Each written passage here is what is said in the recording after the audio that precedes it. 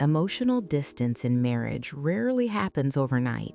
It doesn't usually start with shouting. It starts with silence, with small moments of disconnection, conversations that get shorter, touch becomes less frequent, eye contact that fades. And one day you wake up next to the person you love, but you feel alone. If you're here wondering whether your marriage can heal after emotional distance, the answer is yes. But healing doesn't happen by accident, it happens on purpose. Emotional distance is usually protection. One partner may withdraw to avoid conflict, the other may stop reaching because they feel rejected. Sometimes it comes from unresolved hurt, sometimes from stress.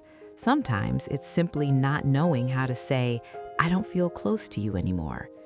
Distance is rarely about not caring, it's often about not feeling safe enough to stay open. Before healing can begin, both partners must understand this. Distance is a symptom, not the root problem. Healing begins with one brave conversation, not a blaming conversation, not a score-keeping conversation, but a vulnerable one. "I miss you. I feel far from you. I don't want us to stay like this." Emotional distance survives in avoidance. It weakens in honesty. The goal isn't to prove who caused the distance. The goal is to say, "We matter more than being right." You cannot rebuild closeness without rebuilding safety. Emotional safety means I can share my feelings without being dismissed. I can admit my fears without being mocked. I can say I'm hurt without being attacked.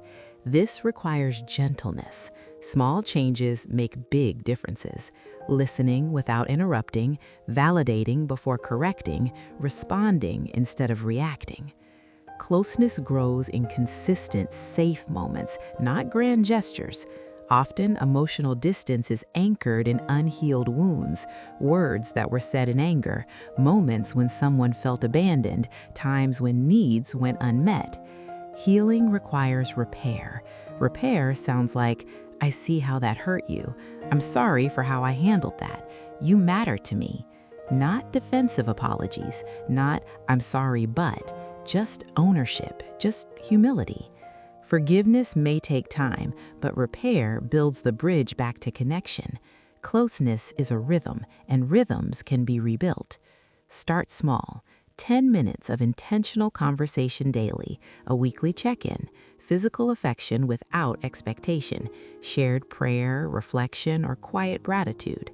Don't wait to feel close to act close. Sometimes action restores feeling.